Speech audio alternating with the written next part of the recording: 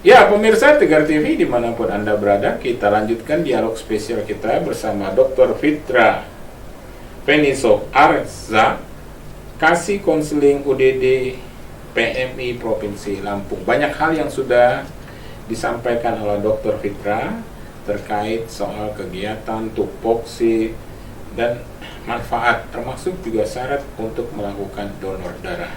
Di sesi ketiga ini, Pak Dr. Fitra, ini terkait dengan tema kita, PMI gunakan aplikasi donor darah untuk mempermudah pelayanan pendonor dan sebagainya. Ini gimana jelasnya nih Pak Dokter? Jadi sebenarnya aplikasi ini sudah lama, namanya aplikasi Donorku, ada di Android dan ada di Play Store dan App Store. Aplikasi ini tujuannya memudahkan Sorry, sudah lama itu tahun berapa tepatnya itu Pak Dokter? Saya kurang tahu pastinya, tapi sebelum 2019 sudah ada Pak. Oh, sebelum 2019 sudah ada, ya itu kok lama lah, sekarang 2023 makanya 4 tahun lebih ya. Oke. Terus gimana Pak? Jadi aplikasi itu tujuan kita cuma satu, memudahkan pendonor untuk mengetahui informasi tentang darah, khususnya ada stok darah di UDD PMI Provinsi Lampung. Oh, dari di Donorku, aplikasi Donorku itu bisa kelihatan ketersediaan ketersediaan darah di PMI Lampung. Real time. Oh, bisa itu ya? Bisa. Itu salah satu manfaat dari aplikasi Donorku itu ya? Salah satu dan yang utamanya memang itu. Iya, karena kan banyak juga kan kita lihat di WhatsApp itu ada bantuan donor darah nggak, saudara, paman dan sebagainya, ya kan? Iya, kalau kebutuhannya atau stoknya nggak ada, biasanya mereka banyak ke WhatsApp, biasanya dibutuhkan. Gitu. Iya, betul. Tapi kalau kita di UDD PMI, insya Allah dengan kita berikan stok darah yang secara real time itu, mudah-mudahan nggak ada lagi yang seperti itu, nggak ada lagi keluarga yang kesusahan mencari darah kemana-mana. Ini di PMI ada, stoknya ada. Ada stoknya ada ya. Nah, itu yang pertama Pak. Oke. Yang kedua adalah memudahkan pendonor untuk tahu pemeriksaan darah dia sebelumnya dan kapan dia bisa kembali untuk mendonorkan darahnya. Ada pengingatnya juga. Oh, gitu ya.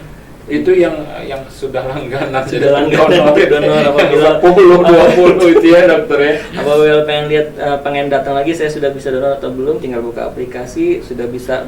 Kalau dia belum bisa, tulisannya berapa hari lagi gitu. Oh, gitu ya. Itu ada di aplikasi Donorku itu ya. Ada. Oke. Oh, bagus juga gitu Dokter. Nah, selanjutnya yang terakhir yaitu memberikan informasi. Informasi itu informasi kesehatan biasanya. Bagaimana donor darah, apa yang harus dihindari sebelum donor darah, tujuan darah itu, komponen darah itu kemana aja dan sebagainya ada. Ya, berita dan informasi lah Pak. Oh, gitu ya. Kalau teknis aplikasinya itu sendiri gimana? Nggak ada kesulitan atau bagaimana? Jadi apabila dia pendonor itu sudah pernah mendonorkan darahnya di UDD, biasanya setelah donor darah itu akan diberikan SMS terima kasih.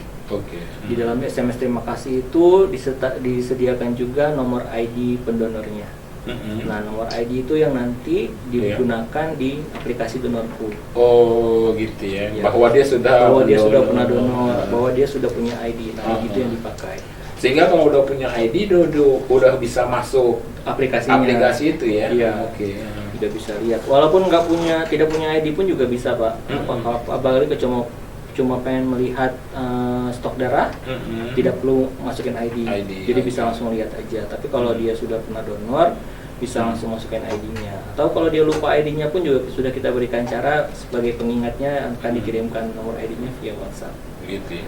Oke. Itu karena teknologi tentunya udah nasional, link nasional atau bagaimana itu Pak? Iya, untuk beberapa UDD PMI yang sudah bekerja sama untuk memberikan datanya ke kita, kita juga sudah bisa melihat stok darah di UDD lain di se-Indonesia. Apabila dia sudah bekerja sama, juga bisa melihat jadwal donor atau mobile unit donor di luar. Jadi kalau dia agak kejauhan nih, misal dari UDD atau rumahnya agak jauh dari UDD, dia bisa lihat di mana sekarang ada donor darah yang paling dekat dengan rumahnya, bisa juga gitu. Ya. teknologinya jadi memungkinkan jadi pendonor atau yang butuh donor Yang butuh donor bisa tahu ya bisa tahu. yang mana yang ada darah di situ ya Pak Ya. Dokter ya. Pak Dokter, ini yang menarik saya dengar juga ada rencana pengembangan ODD ya ini nih. Ya betul Pak. Ini gimana jelasnya Pak Dokter? Jadi ide kepala UDD PMI yaitu Dr. Dwi Cahyo Iya. yaitu diferensiasi pelayanan. Maksudnya Diferensiasi pelayanan. Oke. kita nggak cuman baiknya kita nggak cuman bekerja di pengambilan darah, proses darah, pengolahan darah, tapi kita juga harus bisa memberikan pelayanan kepada masyarakat Iya. walaupun cuma masyarakat sekitar Bandar Lampung saja sementara. Jadi Dr. Cahyo itu pengen adanya klinik talasemi dan klinik hemodialisa, klinik cuci darah. Klinik hemodialisa. Iya, Oke. hemodialisis, hemodialisa betul. Oke. Itu pencucian darah. Ya, gitu? cuci darah. Jadi yang kita majukan sekarang, kita siapkan ini yaitu klinik hemodialisa, yaitu apabila pasien dengan sakit ginjal misalnya, sakit ginjal kronis, membutuhkan cuci darahnya untuk mengeluarkan racun-racun dalam tubuhnya, itu yang akan kita layani ke depannya. Karena kita lihat sepertinya nggak semua pasien dengan kasus ginjal kronik bisa teratasi atau bisa mencuci darahnya secara rutin. Ada beberapa yang tidak terlayani. Makanya itu kita cuma mau membantu supaya kebutuhan pasien akan hemodialisa itu terpenuhi khususnya di Bandar Lampung. Oke. Selama ini kebutuhan hemodialisa itu dari rumah sakit swasta atau bagaimana? Kebanyakan yang saya dengar dan saya temukan dari itu masih kebutuhannya itu banyak, tapi tempat cuci darahnya masih belum 100% bisa menampung semuanya. Jadi memang tujuan kita pengen membantu yang tadi agar semua pasien yang butuh cuci darah bisa terlayani. Iya, itu kabar baik itu Pak Dokter. Rencananya insya Allah kapan itu Pak Dokter? Kemarin kita sudah soft opening kliniknya, tapi memang kita soft. masih menunggu izin operasionalnya. Insya Allah dalam 1 bulan atau 2 bulan ke depan, mudah-mudahan bisa terlayani, bisa dibuka pelayanannya. Itu apa? Ada sponsor atau apa? Ada swasta atau bagaimana itu Pak Dokter? Ya, untuk saat ini kita masih bergerak sendiri, belum ada bantuan dari pihak manapun. Jadi kalau ada donatur yang mau mengisi kekosongan itu, kita layani atau kita pengen bisa membantu juga semua masyarakat di Lampung. Jadi terbuka untuk semuanya. Oke. Itu tadi Pak Dokter katakan apa? Klinik hemodialisa. Sama satu lagi apa?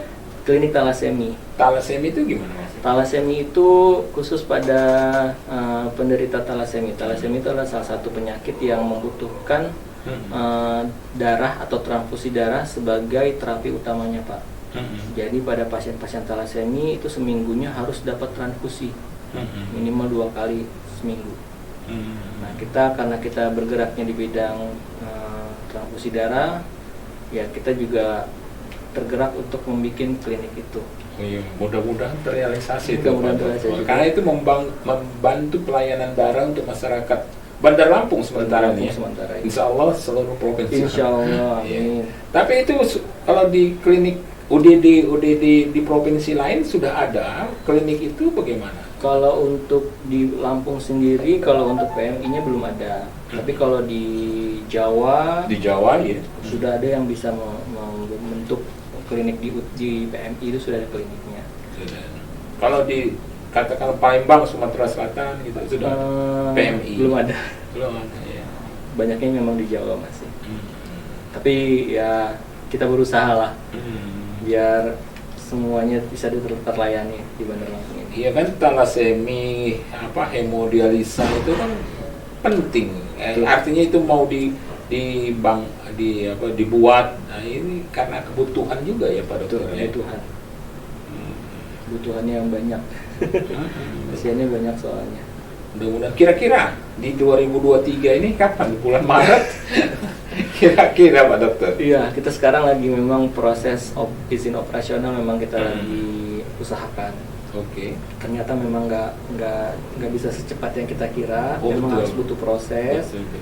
Tapi kita upayakan di bulan Maret atau bulan 3 mudah-mudahan insya Allah sudah bisa kita buka. Jadi secara pelayanannya sudah dilakukan. Sudah dibuka ya untuk talasemi dan hemodialisa. Untuk hemodialisa awalnya. Hemodialisa. Iya, semoga Pak Dokter bertahap kita Pak. Iya. Betul. Ini yang menarik tadi sebelum ke talasemi klinik itu juga soal aplikasi donorku itu juga menarik gitu Pak Dokter. Iya, betul. Jadi apa artinya ada ya kemajuan lah untuk mempermudah pendonor itu ya. Ya sekarang zamannya sudah mobile semua, kita nggak bisa lagi memberikan informasi itu melalui surat ataupun yang lainnya, karena orang lebih mudah sekarang mendapatkan informasi melalui handphone. Semua sudah punya sosial media ya semua sekarang. Jadi kecepatan informasi itu ya. Ya menarik nih dokter. Ini ada aplikasi Donorku ya. Jadi sehingga pemirsa Tegar TV kalau misalnya ingin mengetahui ketersediaan darah itu bisa download aplikasi Donorku di Play Store dan di App Store ada. Kalaupun tidak punya ID juga bisa membuka stok darahnya, bisa dibuka secara real time 24 jam. Oke. Menarik dokter, terima kasih. Selain informasi itu juga informasi soal rencana pembuatan klinik. Kita doakan ini pemirsa Tegar TV, baik hemodialisa maupun klinik talasemi. Oke. Ya dokter, kita akan lanjutkan ini waktu juga nih untuk Pak Dokter. Ya kan, kita sudah berada pada akhir sesi ketiga. Oke. Ya kita akan lanjutkan pada sesi berikutnya, sesi keempat ya Pak Dokter.